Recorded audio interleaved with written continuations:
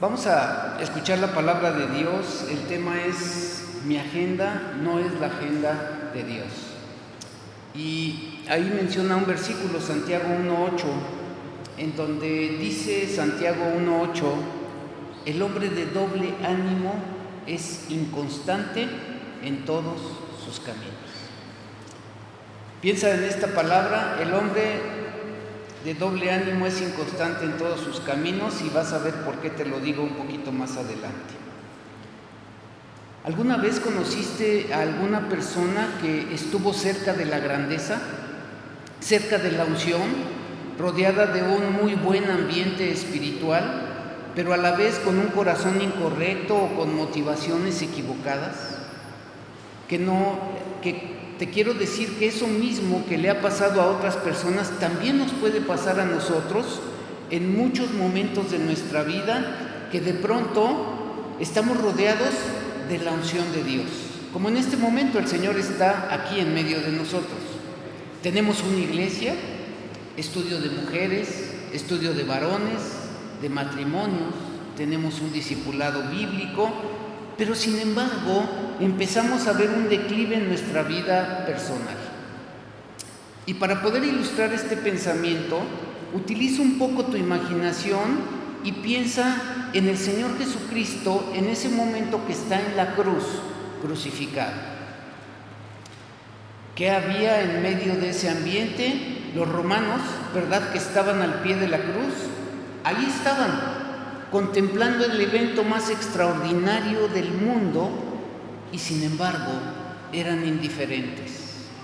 Estaban ahí, tan cerca del madero, y sin embargo tan lejos de la sangre de Jesucristo, tan cerca del mismo Hijo de Dios en sus horas finales, pero para ellos era una mañana más de viernes, rutinaria, y quien colgaba de la cruz para ellos era otro criminal común, y ellos lanzaban suertes. Como dice la Escritura, para quedarse con algo de la ropa que le quedaba al carpintero o al criminal crucificado.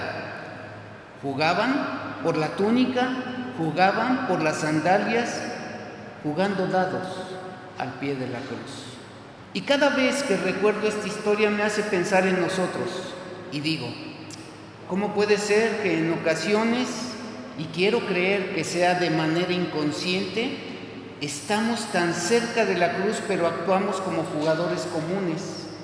Nos acercamos al ungido o nos acercamos a la unción solo para jugar a los dados y ver qué bendición nos podemos llevar. Y uno puede estar cerca de la cruz, insisto, y lejos de Cristo. Y eso, queridos hermanos, es lo que me aterra. Y esto no solo es un mensaje para los que están oyendo, sino también es un mensaje que yo mismo me autopredico y digo, en algún momento de la vida puedo estar tan cerca de la cruz y puedo, sin querer, alejarme cada vez más del Señor Jesucristo.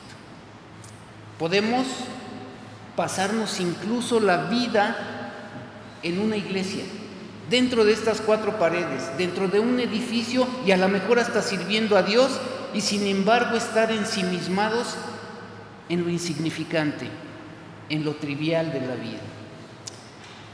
Y en esta historia que tengo para contarles hoy, habla de un hombre que, estando muy cerca de la unción, figura como una de las grandes decepciones de la Biblia. Uno de los hombres más torpes que ha tenido las Escrituras. Y él estaba justo detrás del telón, detrás de la escena, y su historia pudo haber sido una de las biografías más heroicas de la Biblia. Y se supone que él mismo iba a heredar lo que verdaderamente vale, la misma unción de su maestro. Pero se ve que algo salió mal en el proceso de aprendizaje. Y como los soldados al pie de la cruz, estaba tan cerca de la cruz, pero lejos de quien colgaba de ella. Parece que su falta de carácter arruinó lo que pudo él haber sido. Y a veces nosotros, hermanos, tenemos que vernos en un espejo así. Este asistente tiene un nombre olvidable, pero que la mayoría quizá alguna vez escuchó. Yo ayer en la reunión de matrimonios les preguntaba si alguna vez habían escuchado el nombre de Giesi. Y la verdad es que ninguno se acordó. Y no se oye ese nombre porque nadie le pone Giesi a su hijo, como tampoco nadie le pone Judas. Giesi era el siguiente en la línea, tiene lo necesario para que algún día tome el timón principal. Estaba a solo un paso de la grandeza y por no esperar el tiempo perfecto, cometió un grave error de arrogancia. Y hay que escuchar también la historia paralela. Otro hombre, otro personaje de nombre Naamán. Estos dos hombres coinciden en ciertas circunstancias milagrosas. Ambos se dirigieron en direcciones absolutamente opuestas, antagónicas. Uno tocó fondo y después que tocó fondo logró ascender. El otro cayó desde las alturas del ministerio a un abismo y en su descenso arrastró a su propia familia. Naamán tiene que ver con el toque milagroso de Dios. Naamán era el jefe del Estado Mayor, el secretario de Defensa y el máximo estratega militar de un país pagano, Siria. Pero al mismo tiempo, este hombre estaba atrapado por una enfermedad infecciosa y fatal. Veamos, por favor, lo que dice la palabra de Dios. Creo que ya prestaron las Biblias, ¿ya no tienes más? Bueno, y también quería pedirles un favor. Traigan su Biblia de papel, de verdad. Yo entiendo que a una persona que viene de viaje, perfecto, no le podemos prestar una Biblia, pero si tú ya tienes mucho tiempo aquí en la iglesia, debes de traer tu Biblia de papel. ¿Por qué? Te voy a decir por qué. Porque la Biblia que tú traes en tu celular es virtual. Y en esa Biblia virtual, aunque tú leas el pasaje, te aseguro que al ratito cuando bajemos allá, ya no te vas a acordar de nada. Pero si tú traes tu Biblia de papel y tú subrayas algún pasaje, al ratito puedes volver a él y lo puedes volver a leer y te puedes acordar de lo que aquí se dijo. Por eso es muy importante, hermanos, que de verdad traigamos nuestra Biblia de papel. Acompáñame por favor a 2 de Reyes 5, capítulo 5. 2 de Reyes, capítulo 5. Cuando lo tengas me dices amén, por favor, y no quites el dedito de ahí o pon un separador para que tú puedas seguir siguiendo la predicación a través de este pasaje. ¿Ya lo tienes? Muy bien, fíjate lo que dice con mucha atención. Y aquí está parte de la introducción que te acabo de dar. Dice aquí, Naamán, general del ejército del rey de Siria, era varón grande delante de su señor y lo tenía en alta estima, porque por medio de él había dado Jehová salvación a Siria. Era este hombre valeroso en extremo, pero leproso. ¿Cuántos calificativos puedes encontrar aquí en este primer versículo? Primero, te dice que este hombre era a un nivel de un alto grado general.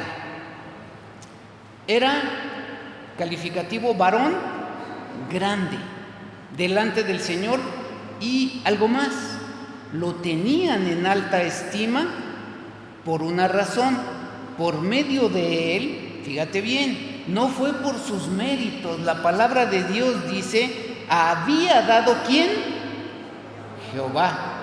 Jehová, salvación a Siria. Era este hombre, otro calificativo, valeroso, ¿cómo? En extremo. Pero, hay un pero, leproso. Arruinado por una palabra, por un estigma, por una nota al pie de la página, pero leproso. A veces, quien parece más poderoso o quien parece más glamoroso puede ser derribado por cosas que aparentemente son insignificantes y ocultas.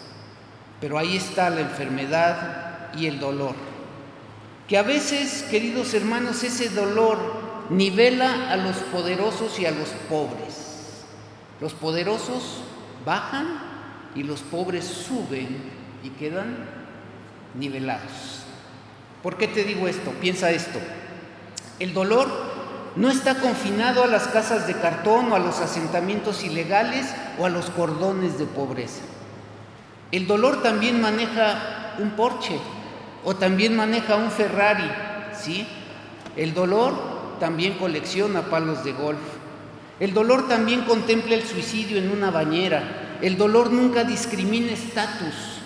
Y las lágrimas manchan las almohadas con fundas de seda y también manchan esas fundas gastadas de algodón en donde gente pobre también puede llorar.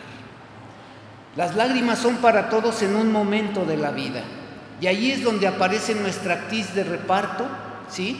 Una mujer que me asombra, porque me asombra la compasión de esta esclava, porque ella no permitió que la amargura de la esclavitud consumiera su alma. Acompáñame al segundo versículo.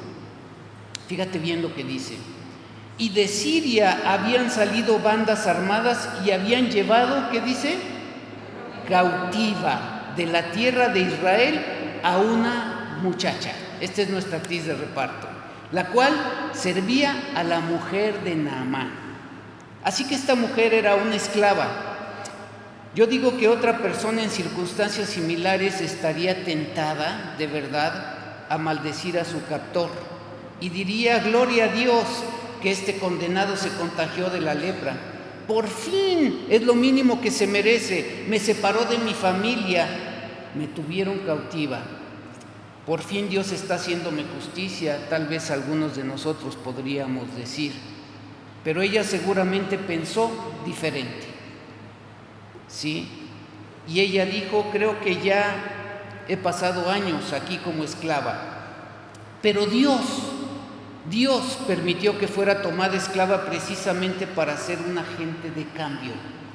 Dios siempre tiene un propósito que hasta que no llega, no comprendemos la totalidad del mapa. Así que habló e iluminó la vida de este hombre y le comentó tímidamente a la esposa de Naamán. Vea lo que dice el versículo 3 y 4.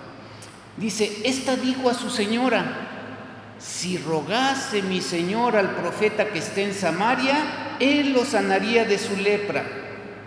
Entrando Naamán a su señor, le relató diciendo: así y así ha dicho una muchacha que es de la tierra de Israel. Y la esposa, que se estaba despidiendo de su marido, no dudó ni un minuto en decirle a Naamán lo que la esclava le acababa de comentar.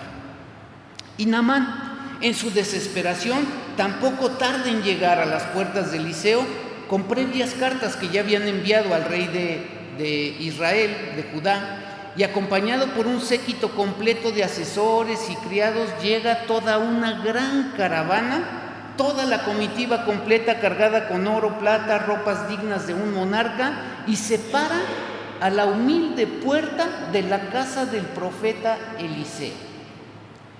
El general Naamán, conquistador de naciones, dicen los historiadores, estaba acostumbrado a ser tratado como un dignatario, ¿sí? Un diplomático a donde quiera que él fuera. Pero ¿qué dice el versículo 9? Escuche con atención. Y vino Naamán con sus caballos y con sus carros y se paró a las puertas de la casa de Eliseo. Entonces Eliseo le envió un mensajero diciendo: ve y lávate 7 veces en el Jordán y tu carne se te restaurará y serás limpio. Así que Eliseo ni se preocupa por salir. En una descortesía absoluta, podríamos nosotros mirar desde el punto de vista de Naamán, no solo le manda un mensajero que probablemente sea nuestro Giesi de la historia. El mensajero sale y le dice la instrucción. Así que imagínate la reacción de este dignatario. ¿Perdón? ¿Sabes con quién tú estás hablando? Vamos al versículo 11. Fíjate lo que dice. Y Naamán se fue, ¿cómo?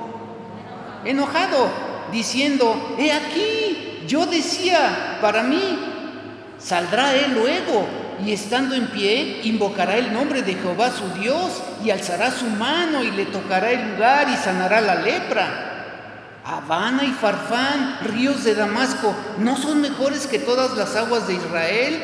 Si me lavare en ellos, ¿no seré también limpio? Y se volvió y se fue, ¿cómo? Enojado, y se dijo, el profeta le manda y le dijo, métete 7 veces en este río. Y él tal vez pensó dentro de sí, ¿me está tomando el pelo este hombre? ¿Sí? Y Naamán se enoja y le dice, ¿cómo? ¿Con meterme 7 veces en este río? Así que este líder poderoso, el más poderoso de Medio Oriente, está iracundo y muy molesto por esta supuesta ofensa. Además, podríamos pensar que esto podría traer consecuencias internacionales entre los 2 reyes, porque él esperaba mínimamente un trato protocolar, porque era un dignatario, un general. Y hay personas, queridos hermanos, que en su orgullo prefieren quedarse con el problema y mantener su dignidad antes que humillarse y poder sacrificar esa dignidad y resolver la situación por la que están pasando. Obviamente no había nada mágico en el Jordán, ni tampoco en las 7 zambullidas. Dios pudo haber pedido cualquier otra cosa. El tema aquí era la obediencia. Tenía que hacer exactamente 7 zambullidas, no 5, no 6, no 8, no 10, por si las dudas, tenían que ser 7 zambullidas. Porque Dios, te quiero decir, está más interesado en nuestro carácter que en nuestra apariencia. O en el qué dirán, tal vez. ¿Qué dirá la gente si yo hago esto? Pero uno siempre cree que Dios va a hacer el milagro con nuestras condiciones, como nosotros queremos y como nosotros queremos, con los métodos que nosotros le queremos decir a Dios que use. Y son a veces los métodos de Dios muy poco convencionales. Mira lo que dice el versículo 13. Mas sus criados se le acercaron y le hablaron diciendo cariñosamente, Padre mío, si el profeta te mandara alguna cosa, ¿no la harías? ¿Cuánto más diciéndote, lávate y serás limpio? Y entonces descendió y se zambulló 7 veces en el Jordán conforme a la palabra del varón de Dios. ¿Y qué pasó? Su carne se volvió como la carne de un niño y quedó como limpio. Obediencia y la consecuencia de su obediencia, limpieza. Y eso era porque no quería que nosotros, ¿verdad?, armáramos una doctrina de lo que pasa, porque Jesús, queridos hermanos, como ustedes pueden ver en las Escrituras, cuando Jesús ministra a las personas, muy rara vez ora 2 veces de la misma forma. Él utiliza diferentes formas de orar. De hecho, Él nos ha dejado a nosotros, ¿verdad?, un modelo de oración que es el Padre Nuestro, pero no es un rezo, es un modelo de oración. Él no quería que nosotros, ¿verdad?, armáramos una especie de manual que dijera procedimientos correctos para cómo debe orar la gente. Y como Jesús sabía que a nosotros nos encantan las repeticiones sin sentido y los procesos reproducibles, ¿sí?, y ustedes han a lo mejor alguna vez de su vida escuchado, y compra el reproductor del rosario en la voz ungida del vicario de Cristo, y viene con unos iPods de regalo, y lo anuncian en la radio y lo anuncian en todos lados. Y solemos valorar más las fórmulas que la relación con Jesús. Entonces, continuamente el Señor Jesús cambiaba los métodos, continuamente. El Señor, para poder evitar la tendencia que tenemos nosotros de poder imitar algunas técnicas, a algunos los sanaba escupiendo, a algunos con barro untado en los ojos, a otros les metía los dedos en las orejas. Imagínate qué hubiera pasado si Jesús hubiera sanado a todos escupiendo. Al paralítico lo escupía y se sanaba. A la mujer, ¿verdad?, que quiso tocar su manto, se volteaba, le escupía y se sanaba. ¿Qué pasaría si el Señor Jesucristo hubiera utilizado solo ese método? ¿Cómo estaríamos el día de hoy? Ya sabes, ¿no? Algunas iglesias ya tendrían su frasco de saliva ungida de Sión y algunas te empezarían a decir: pare de sufrir, compre su saliva del pastor. Y así estaríamos.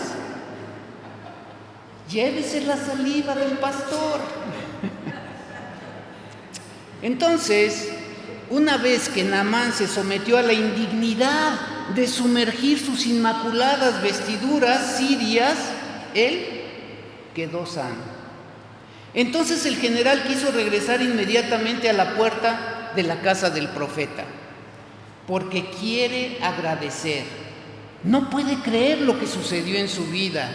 Así que vuelve hasta la puerta de la casa del profeta y probablemente sale nuestro Giesi y le dice: le vine a decir a tu jefe que estoy sano, que el truco funcionó.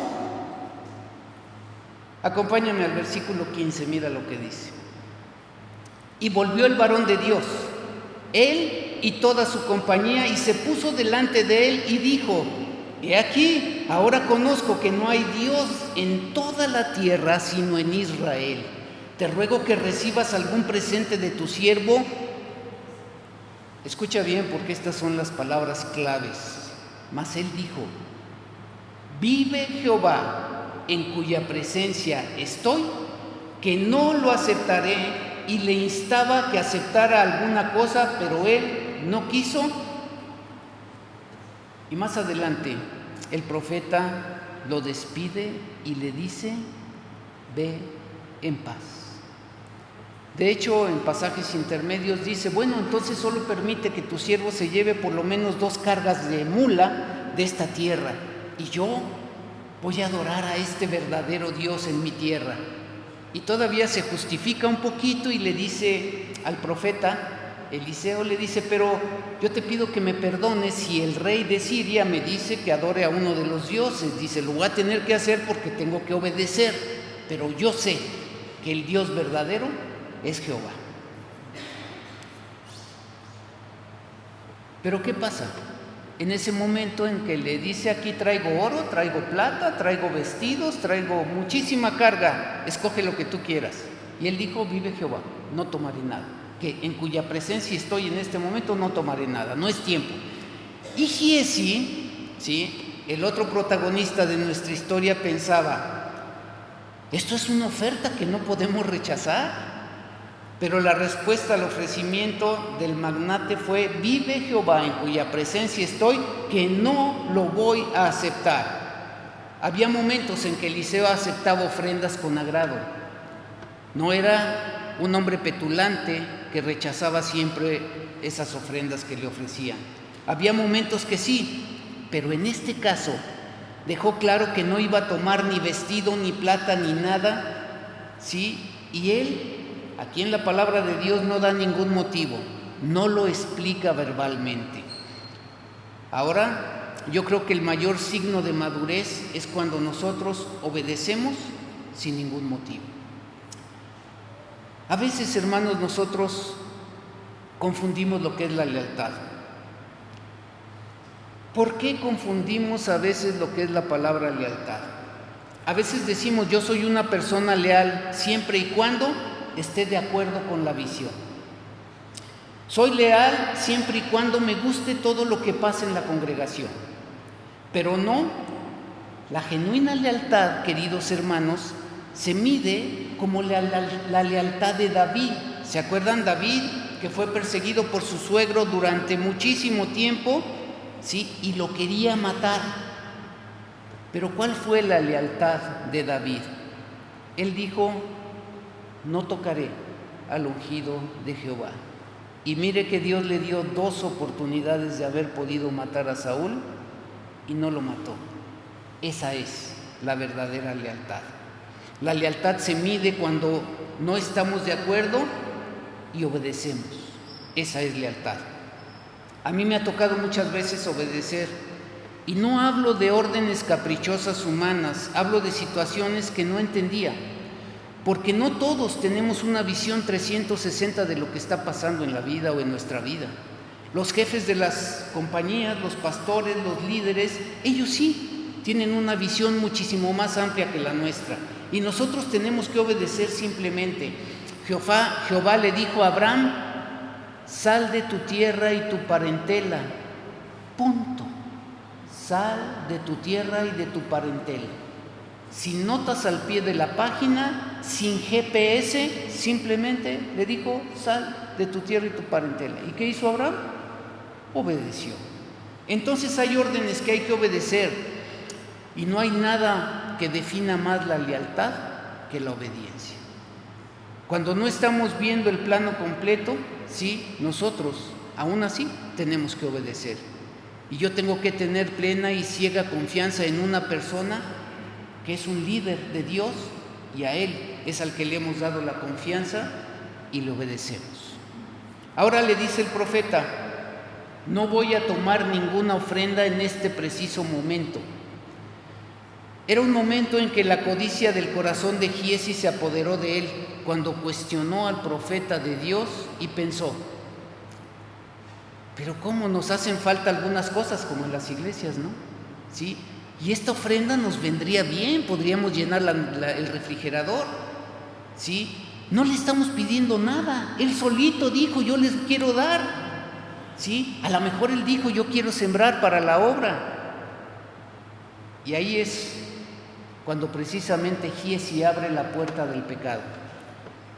Dice la palabra que cuando Giezi, el criado de Eliseo, el varón de Dios, recibió la orden de que no iban a recibir ninguna ofrenda de este militar, él se dijo a sí mismo, vea el versículo 20 por favor: entonces Giezi, criado de Eliseo, el varón de Dios, dijo entre sí: he aquí, mi señor estorbó a este sirio Naamán, no tomando de su mano las cosas que había traído.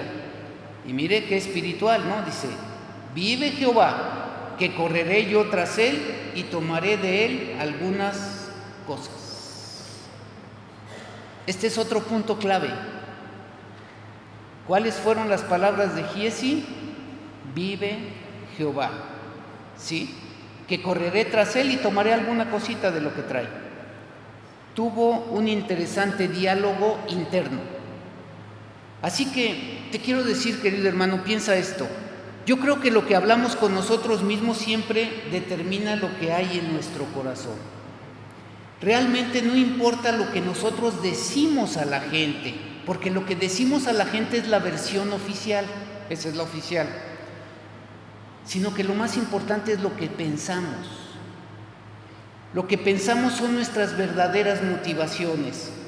Fíjate lo que dice esta palabra, te la leo, no la busques para que no te me distraigas. Proverbios 23:7 dice: porque cuál es su pensamiento en su corazón, tal es él. Come y bebe, te dirá, mas su corazón no está contigo.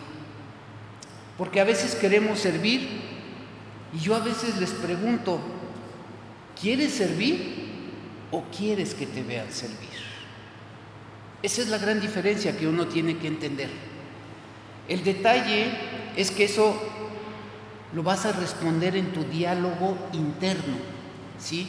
Porque oficialmente dices: quiero servir, pero en tu diálogo interno, ¿cuál es la intención de tu corazón? Porque hay gente que quiere predicar, hay gente que quiere tener una empresa, y cuando le preguntas ¿para qué? Y algunos te pueden decir: bueno, para que mi familia esté mejor.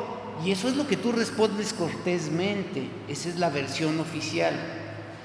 Mira, te voy a decir, no te digo que la veas, pero si quieres la puedes ver. Hay una famosa película llamada La Purga, que el argumento gira alrededor de un gobierno totalitario que brinda una licencia a toda la población, a toda la ciudadanía, de que una vez al año, por 24 horas, cualquier persona puede cometer cualquier clase de crimen y cualquier pecado sin ser castigado. Esto es para que se purgue la ciudad. Y a veces cuando tú escuchas purga, pues a lo mejor te imaginas aceite de resino, ¿no? Que es lo que usamos a veces para... Pero no, si tú observas en el diccionario, realmente el significado de purga quiere decir expulsión o eliminación de funcionarios, empleados, miembros de una organización que se decreta por motivos políticos. Bueno, pues en esta película se dice que a todos los funcionarios públicos los purgaron, los quitaron de en medio. Así que hay un día entero donde la policía no aparece, no hay bomberos, no hay hospitales, la gente puede hacer lo que quiera durante el día. Nada es crimen y nada es pecado. Todo es completamente legal. Y a lo mejor algunos están pensando, ¿y dónde es eso? Es una película, hermano, es una película. Pero la idea de la película, cuando uno termina de verla, es que nos preguntemos, ¿qué haría yo si tuviera 24 horas en que nada se considera crimen y en donde nada se considera pecado? Si Dios dijera, te doy 24 horas, yo voy a cerrar los ojos y puedes hacer lo que quieras. La pregunta es, ¿qué harías?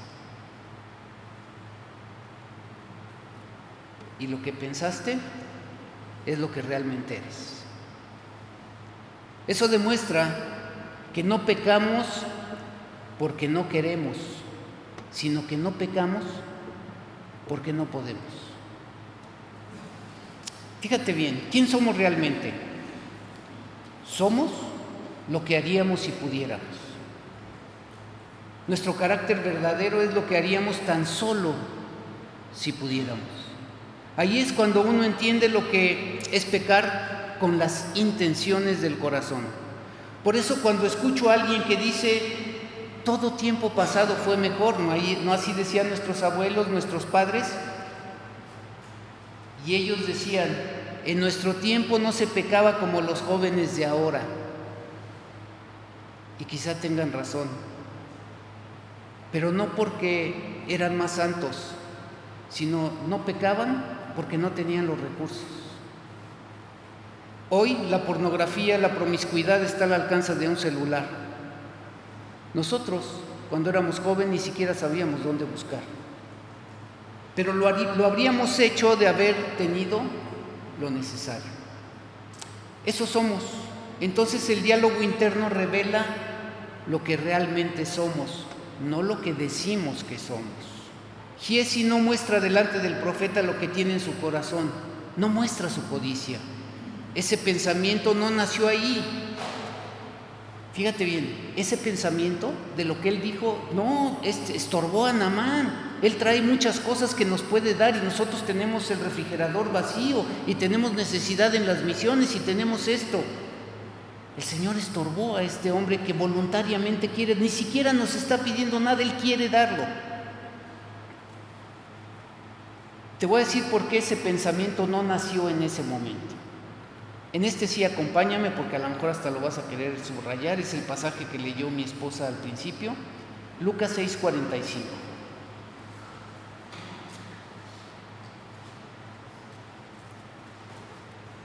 Y por eso te digo que es buena la Biblia de papel, porque así subrayas y lo tienes, y si lo quieres volver a revisar, ahí lo ves. ¿Ya lo tienes? Lucas 6:45. Mira, dice la palabra de Dios, el hombre bueno, del buen tesoro de su corazón, saca lo bueno. Y el hombre malo, del mal tesoro de su corazón, saca lo malo. Porque de la abundancia del corazón habla la boca. Así que Giezi no es que haya sido un evento único, ¿verdad? En ese momento en el cual escucha al profeta y le dice, vive Jehová, que no tomaré nada. Pero dice, vive Jehová, en cuya presencia estoy en este momento, que no tomaré nada. Pero Giezi, perdón, ahorita estoy en el capítulo 5. Sí, dice, otro detalle que no es menor es que el profeta Eliseo, ¿verdad?, recalca continuamente, vive Jehová en cuya presencia estoy. La pregunta es si tú en tus pensamientos, en tus decisiones, estás en la presencia de Dios. Porque el profeta quiso decir, Dios está vivo y yo tengo que dar cuenta de mi comportamiento. Ese es el punto. Yo tengo que dar cuenta de mi comportamiento. Pero Giezi hace una repetición de las palabras del profeta, pero solamente la primera parte. Él dice: vive Jehová, que yo correré tras Naamán, ¿sí?, y tomaré de él alguna cosa. Él omite la segunda parte, en cuya presencia estoy. Solo dijo: vive Jehová, ¿sí? Me consta que Jehová está vivo, pero a pesar de estar tan cerca de Eliseo, no conocía la presencia de Dios, porque no pudo decir: en cuya presencia estoy yo también. Te quiero decir, el pueblo de Israel le dijo a Moisés: ve tú a la presencia de Dios y dinos qué quiere, pero no sea que nosotros nos metamos ahí y muramos. Y prefirió el pueblo de Israel vivir toda su vida de una espiritualidad prestada, una relación distante con Dios, ser nietos de Dios en lugar de ser hijos. Giezi corre tras la comitiva de Naamán y habla en el nombre de su Señor. Ve lo que dice el versículo 20. Entonces Giezi, criado de Eliseo, el varón de Dios, dijo entre sí: he aquí, mi Señor estorbó a este sirio Naamán, no tomando de su mano las cosas que había traído. Vive Jehová, que correré tras él y tomaré de él alguna cosa. Y siguió Giezi a Naamán, y cuando vio a Naamán que venía corriendo tras él, se bajó del carro para recibirle y dijo: ¿va todo bien? Y él dijo: bien. Y ahí está, fíjense bien, dice: mi Señor me envía. ¿Lo envió? No. Él dijo: mi Señor me envía a decirte: he aquí, vinieron a mí en esta hora del monte de Efraín 2 jóvenes de los hijos de los profetas. Mentira, te ruego que les des un talento de plata y 2 vestidos nuevos. Dijo Naamán, fíjense nada más lo que dice el sirio: te ruego que tomes 2 talentos. Y le insistió, y ató 2 talentos de plata en 2 bolsas y 2 vestidos nuevos, y lo puso todo a cuesta de sus 2 criados para que lo llevase delante de él. ¿Por qué tuvo que llevar 2 criados? Yo les decía el día de ayer, ¿sabes cuánto pesa un talento de plata? 34 kilos. Eso pesa un talento de plata. Le dio 2 talentos, casi 70 kilos de plata. Así que necesitaba llevar a 2 criados. Así que cuando alguien desobedece y oculta una doble intención, ¿cuáles son las famosas frases? Mi Señor me dijo, el Señor me mostró, Dios me habló, yo lo sentí de parte de Dios. Pero yo te quiero decir algo, yo en lo personal tengo mis reservas a esas cosas que a veces la gente me dice. Porque ¿cómo compruebo? O sea, ¿cómo compruebo que fue Dios quien le habló? Finalmente, quiero decirte que nosotros escuchamos muchas voces y a veces son voces equivocadas. Y yo a veces sí les digo, ¿y cómo sabes que no fue Satanás el que te dijo? Cuando alguien me dice, no, es que Dios me habló y me dijo que me divorciara, le digo, ¿y cómo sabes que fue Dios? O sea, ¿cómo sabes que fue Dios y no Satanás? Así que cuando él dice, mi Señor me envió, Naamán le cree y le dice, tómate lo que quieras. Y Giezi no pudo rechazar semejante oferta. Como algún político alguna vez dijo que nadie podía resistir un cañonazo de 50,000 pesos, ¿se acuerdan de aquellos? De aquellos. Y dice aquí, y ató 2 talentos de plata en 2 bolsas y 2 vestidos nuevos, los puso todos a cuesta de 2 criados que se llevó Giezi, porque Giezi también tenía gente a su cargo. Él iba a ser el que iba a ser el que tomara la estafeta del profeta, pero no esperó los tiempos. Entonces los criados llevaron la carga y él iba atrás. Y después te quiero decir que a veces nosotros actuamos como Giezi y pensamos que Dios no nos está viendo, porque dice que Él llevó todo esto a un lugar secreto, un lugar en donde nadie nos ve. Ese es el lugar secreto.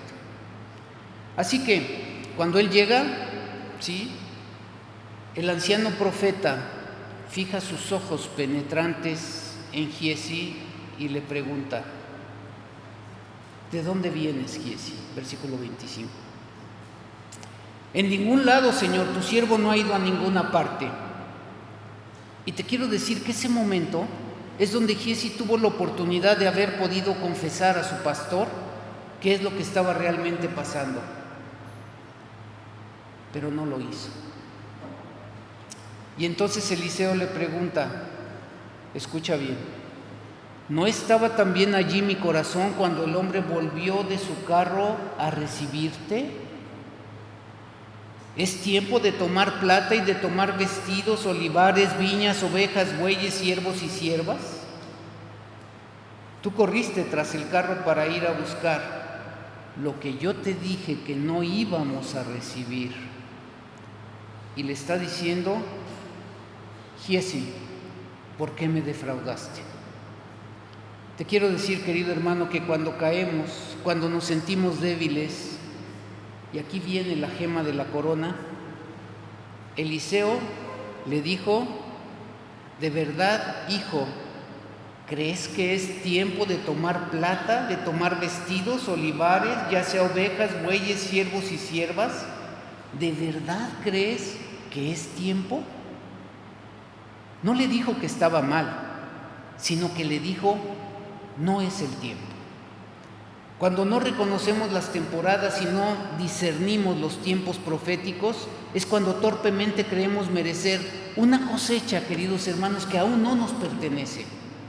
Giezi pudo haber heredado una triple porción de su Señor, porque él había dicho que él quería recibir una doble porción del espíritu de Elías. Giezi podía haber pedido una triple porción, pero se apresuró a buscar la honra humana, y lo peor vino con la sentencia del profeta. Versículo 27. Por tanto, y aquí está la consecuencia: la lepra de Naamán se te pegará a ti y a tu descendencia 1 semana, 2 semanas, 1 año. ¿Cuándo? Para siempre. Y salió de delante de él leproso, blanco como la nieve. Giezi creía que trabajaba para su propia agenda, pero al estar bajo autoridad, la codicia lo dejó leproso a él y a su familia, y fueron afectados por haber querido jugar con la presencia de Dios. Sus hijos se vieron afectados también, se contagiaron de lepra. El secreto de Giezi fue reemplazado por la tragedia pública. La obediencia trae bendición, la desobediencia trae lepra, que es la vergüenza pública. Sus hijos se infectaron inmediatamente a la misma hora con la misma enfermedad. La arrogancia es la lepra del alma. Hoy quizá no vamos a quedar leprosos, pero esto es una imagen, un símbolo, una metáfora, tal vez una hipérbole de lo que significa jugar, queridos hermanos, con la presencia de Dios. Dios nos libre de apresurarnos a nuestro tiempo de cosecha. Hay tiempos en donde tenemos que esperar, y a lo mejor tú eres una mami, ¿verdad?, en donde tus hijos tal vez no te van a agradecer nada, porque son chiquitos, porque dependen absolutamente de ti. Y si ahora tal vez tú estás sufriendo porque no tienes el agradecimiento va a venir quizá cuando ya estés en tu edad adulta y ellos empiecen a aprender a valorar. ¿Sabes cuándo? Cuando sean padres, cuando comprendan lo que hiciste por ellos. Pero si uno quiere cosechar ese agradecimiento ahora, uno se amarga. Pero cuando sea el tiempo, la cosecha, queridos hermanos, va a venir. ¿Cuándo? En el tiempo de Dios. Déjame, te comparto un pequeño resumen. Pon la siguiente, por favor. Ahí está. Este es el resumen de la predicación. 9 enseñanzas para poder vivir en la agenda de Dios. Número 1. El dolor no discrimina estatus. 2. La compasión demuestra nuestro amor al prójimo. 3. En la enfermedad, Dios prueba nuestra fe. 4. La humildad y la obediencia atrae el poder y la gracia de Dios. 5. El dinero no compra la salud. 6. Hay un tiempo para cosechar y otro para esperar la cosecha. 7. Ignorar la presencia de Dios nos aparta de su agenda. 8. La codicia y el amor al dinero trae graves consecuencias. Y 9. La agenda de Dios es diferente a mi agenda. Vamos a inclinar nuestro rostro y a orar. Señor, gracias. Has hablado con tus hijos el día de hoy, te exaltamos, Rey bendito. Yo te pido, querido hermano, que ores conmigo y le digas al Señor: yo me rindo a una sola agenda, la tuya. Dile: Señor, yo me rindo en obediencia a ti. Lo que tú tengas para mí, aunque tenga que renunciar a lo que me gusta, aunque tenga que renunciar a lo que yo creo que siento que merezco. Señor, danos dirección, danos una visión, Padre, para poder entender quién eres tú y lo que tú quieres de nuestras vidas. Danos, Padre bendito, una visión clara y los medios y los recursos para poder alcanzar la meta que tú ya has establecido para cada uno de nosotros. Señor, perdona nuestra torpeza, ayúdanos a que nuestros corazones se parezcan más a ti, que crezcamos a la estatura de la plenitud de nuestro Señor y Salvador Jesucristo. Señor, has hablado al intelecto, pero sé que tu Espíritu ha hablado donde yo no puedo llegar, al corazón. Permite, Señor, que seamos obreros aprobados delante de ti. Ayúdanos, Señor, porque nos hemos apresurado por una cosecha que todavía no nos pertenece. Ayúdanos a despojarnos de lo que no es nuestro y a saber esperar en ti. Gracias, Señor, por este momento. Que tu palabra quede en nuestro corazón, dando vueltas lejos de la lepra, de la codicia y cerca de tu unción, tu presencia, tu cruz, tu preciosa sangre. Perdónanos, Dios, a los que tenemos años en esto y tantas veces nos desviamos y tantas veces nos hemos equivocado. Bendícenos en los últimos 2 meses del año y permite que noviembre y diciembre sean meses de un nuevo comienzo, de un nuevo reencuentro con tu presencia, un reencuentro contigo, de un despertar espiritual de oración, de búsqueda de ayuno, una búsqueda espiritual como nunca antes la hubo. Pone en nosotros una hambruna de ti, pone en nosotros una búsqueda de tu presencia como hace años no sentíamos. Yo te pido, Padre, que nos bendigas en el cuerpo, en el alma y en el espíritu, que bendigas, Dios, nuestro entrar, nuestro salir, nuestro acostar, nuestro levantar, nuestras horas de descanso y nuestras horas de trabajo. Derrama, Dios bendito, sobre nosotros una bendición grande, porque creemos que tú lo harás. Y Padre bendito, también aquí está tu pueblo. Y así, con tu rostro inclinado, yo quiero hacer una invitación para la persona que tal vez Dios la haya traído este día y todavía no haya tomado una decisión por Cristo. Hoy estamos en la presencia de Dios y tú has escuchado su palabra y tal vez hoy tú quieras tomar una decisión por Cristo. Si es así, entonces repite esta sencilla oración en tu corazón y confiésalo con tu boca. Dios, yo sé que no he hecho las cosas como a ti te agradan y te pido perdón por mis faltas. Te pido perdón, Padre bendito, porque he cometido muchos errores, pero no te conocía.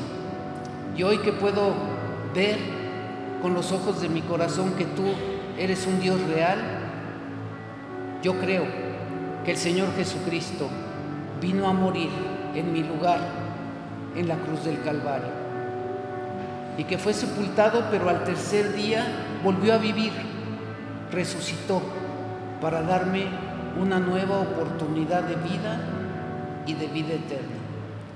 Señor Jesús, Esta tarde abro las puertas de mi corazón y te pido que entres a morar en él y seas el Señor de mi vida. En tu nombre lo pido. Amén.